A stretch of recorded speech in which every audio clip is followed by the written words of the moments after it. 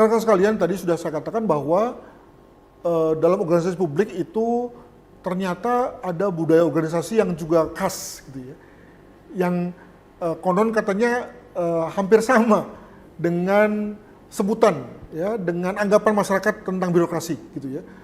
Itulah yang kemudian sekarang sedang diubah oleh pemerintah melalui Kementerian PAN misalnya, agar kemudian lalu birokrasi menjadi birokrasi yang berdampak ya, melalui sekian banyak kegiatan reformasi birokrasi misalnya ya.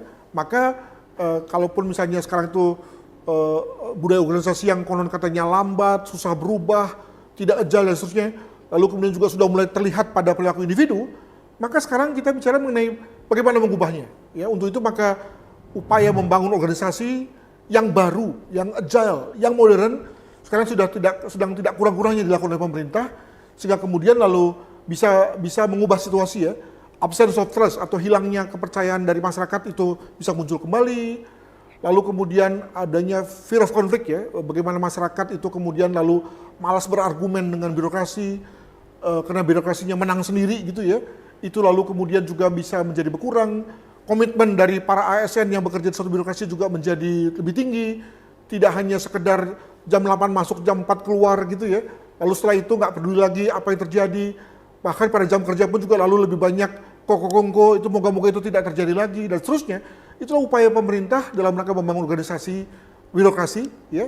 Sehingga lalu pada saatnya nanti bisa mendeliver, membuat kebijakan publik yang baik, dan ujung-ujungnya kemudian lalu pelayanan publik yang baik juga ya. Jadi itu pada dasarnya satu harapan bagaimana kita membuat satu perubahan pada mesin pemerintah, mesin negara yakni birokrasi, agar kemudian lalu mampu membangun atau melahirkan satu delivery dalam bentuk pelayanan publik yang baik. Nah, untuk itu maka berbagai dimensi organisasi itu tentu perlu disentuh satu persatu ya.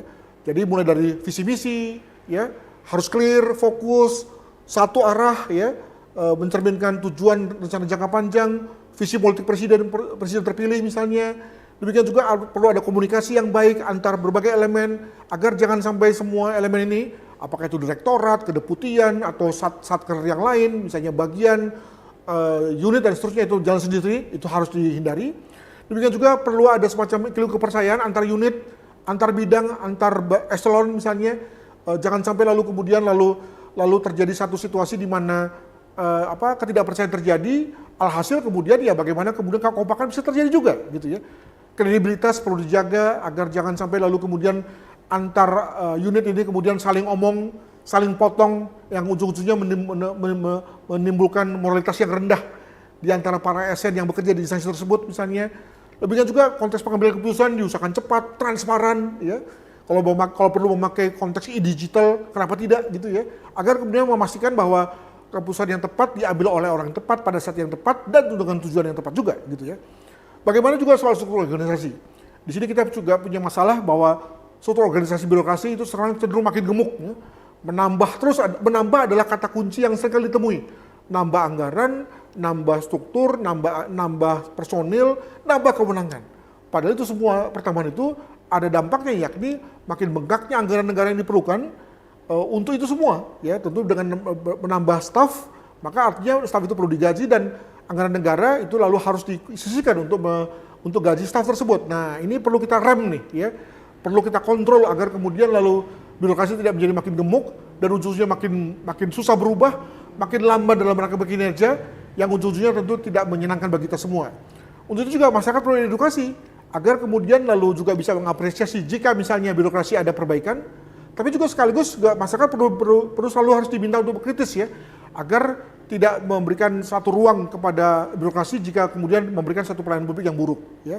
Visi juga harus jelas, dan jangan lupa soal kepemimpinan. Jangan lupa bahwa tidak ada anak buah yang buruk, tidak ada staf yang brengsek, yang ada adalah pimpinan yang tidak bisa mengarahkan, konon begitu gitu ya. Nah, untuk itu maka kalau kita bicara mengenai visi, jangan lupa bahwa kita semua bergerak yang bekerja hari ini pada dasarnya akan terasakan manfaatnya pada 10 atau 20 tahun ke depan.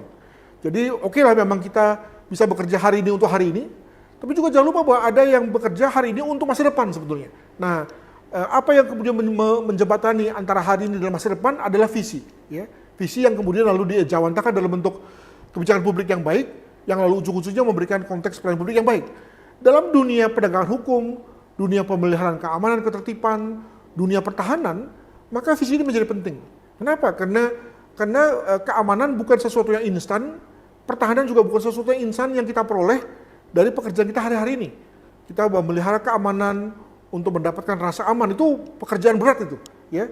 Yang kita mulai dari hari ini, yang baru kita rasakan misalnya tahun depan atau bahkan lebih 5 tahun lagi misalnya. Nah, maka kalau kita terlalu banyak berpikir pragmatis, hari ini untuk hari ini, tapi tidak pernah berpikir hari ini untuk sesuatu yang kita investasikan untuk jangka panjang, maka rasanya akan susah ketika kita berhadapan dengan kebijakan kriminal, sesuatu yang akan menjadi magnitude dari kuliah ini, gitu ya.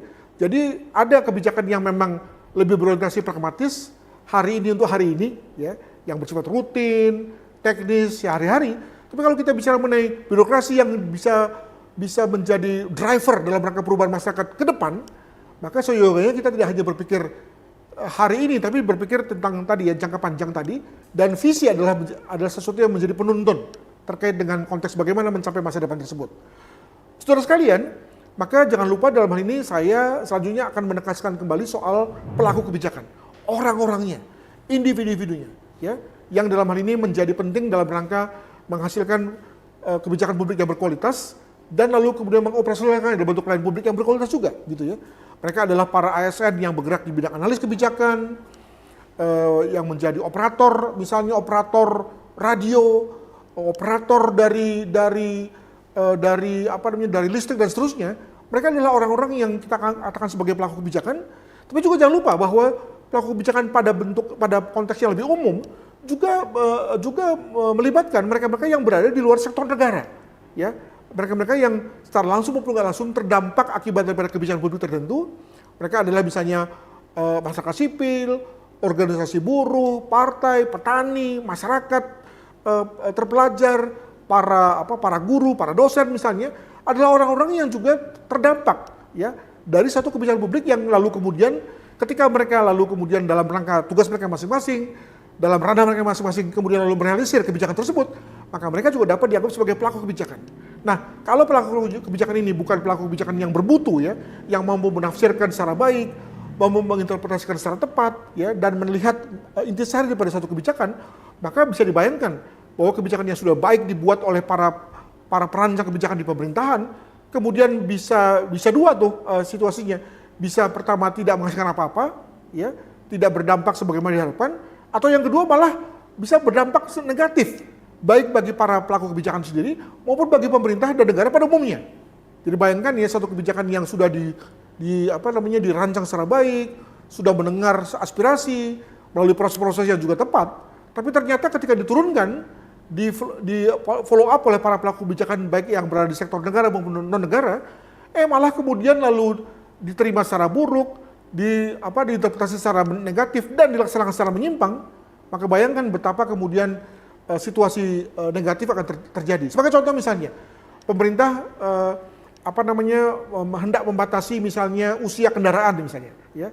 Lalu kemudian diturunkan dalam bentuk misalnya satu peraturan agar kemudian kendaraan-kendaraan pada tahun tertentu tidak boleh lagi ada di masyarakat dan seyogianya diganti dengan kendaraan lebih baru. Nah, jika ini kemudian lalu ditanggapi secara letterlek, secara sempit oleh para pelaku kebijakan, ya, baik itu yang berada di sektor swasta dan negara, maka bisa jadi orang yang masih memiliki mobil dengan tahun tertentu bisa dikejar-kejar tuh, bisa dilarang untuk bergerak. Hal mana bukan menjadi semangat daripada kebijakan tersebut, gitu ya. Nah, itulah contoh dari bahwa kita juga perlu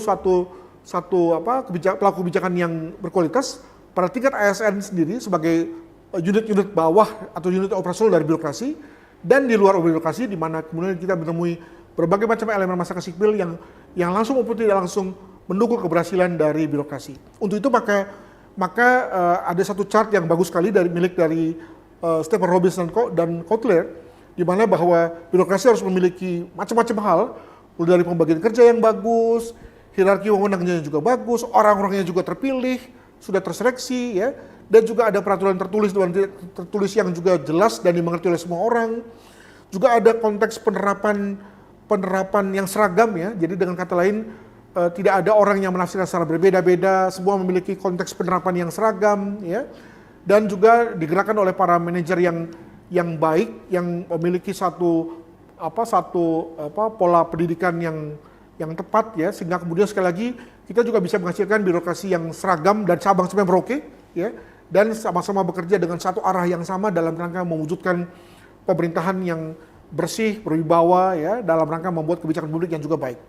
Jangan lupa bahwa terakhir ketika semua kebijakan sudah dilaksanakan ya, para perancang, para pelaksana juga sudah bekerja, maka at the end of the day perlu diawasi, perlu dikendalikan agar kemudian tidak terjadi satu penyimpangan ya. Maka dalam hal ini maka ada berbagai macam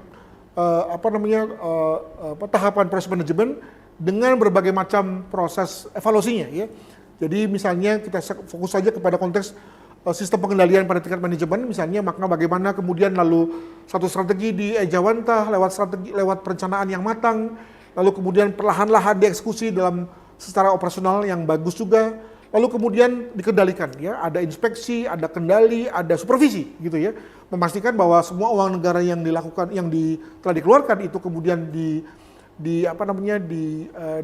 disburse ya, dibelanjakan secara baik ya, tidak ada yang di markup, tidak ada yang diambil secara tidak pada tempatnya oleh para pelaksana begitu ya.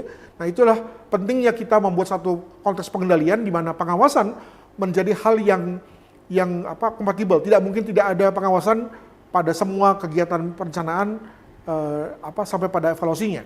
Nah, sekali lagi pada konteks kebijakan kriminal menjadi penting sekali. Kenapa? Karena biasanya pada konteks kebijakan kriminal itu sepenuhnya memakai anggaran negara, bersifat cost center ya. Maka jangan sampai lalu uang negara habis, tapi kemudian keamanan tidak terkendali. Uang negara habis, tapi kemudian misalnya narkotika tidak kunjung turun. Uang negara habis, tapi begal tidak kemudian kunjung lenyap. Kenapa begitu ya? Nah, itu terlalu perlu dievaluasi tuh. Jangan-jangan programnya jelek, operasinya juga jelek, aparatnya juga tidak berdedikasi, dan seterusnya, barulah kemudian kita lakukan evaluasi yang lalu bisa berdampak pada perubahan program, perubahan strategi pada tahun-tahun berikutnya. Demikian rekan-rekan sekalian, itulah akhir daripada kuliah kita pada kali ini. Kita akan pindah pada topik berikutnya, pada sesi berikutnya, gitu ya.